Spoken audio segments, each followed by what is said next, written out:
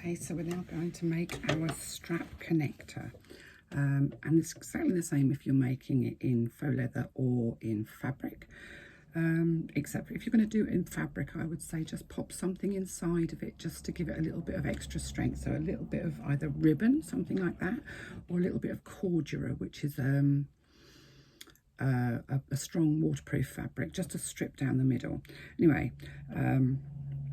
here is the strap connector. This is 1.5 by 2, and I've drawn on the back a line centrally along the longest, so along the 2-inch measurement. I've added a little bit of double-sided tape either side just because I can. You can do it with or without, and I often do it without, but I know a lot of people like to have double-sided tape. And all I'm going to do is I'm going to fold those side raw edges into that central line that I've drawn and butt the 2 raw edges up together. Now, if you're going to use fabric, then I would suggest adding just a little bit of something extra inside of there just to give it a little bit of strength. You could do the same if you feel that your faux leather isn't particularly strong. This one is quite a strong faux leather, so it doesn't bother me particularly. I think it'll be fine. I'm just going to change my thread because I've been using green to do the fabric one, and I now need some brown to do this one.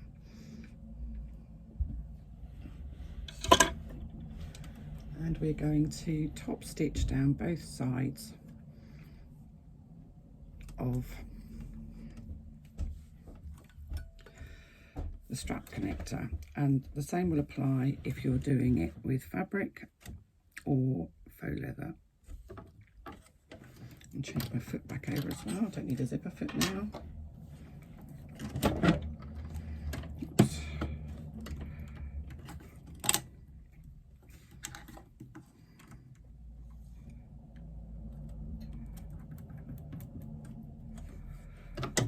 Okay.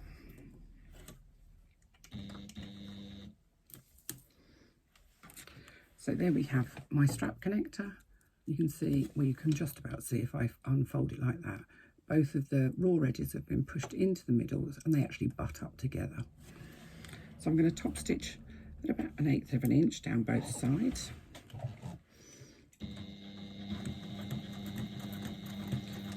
The double-sided tape I use is 1/8 of an inch wide. I get it from eBay. It's as cheap as chips. It's actually designed to be used in mobile phone manufacturing, I believe.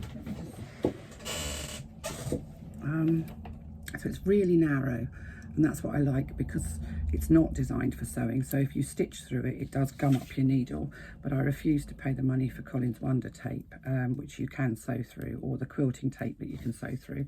I can get this. I don't know how much comes on a thingy, but this was huge. This was out here when I first got it. It was about 90p, so we're talking $1. And it's pretty good. It does what it needs to do, and I find that because it's only 1/8 of an inch thick, I can keep it right out of my seam allowance without any bother at all. Don't have to stitch through it, and it sticks like well, it sticks. I'm not going to go into what it sticks like, but it sticks. So it's definitely my preferred option for double-sided tape. I think paying £6 or £7 for the Collins Wonder tape and you only get a little tiny amount of it, for me, just isn't worth it. So let's get rid of those ends. And what you've ended up with is a 2-inch strap connector that's been top stitched down both sides. You'll notice that my top stitching is quite small because I'm not changing my stitch length from the applique to the rest of it. I find it looks a little odd if I have lots of different stitch lengths, so I don't change my stitch length for this. I'm just keeping it the same. Take your D-ring, thread it on, fold it in half, and pop a clip at the end. If you want to just stitch through the ends there to stitch them together, that's fine. I can do that too.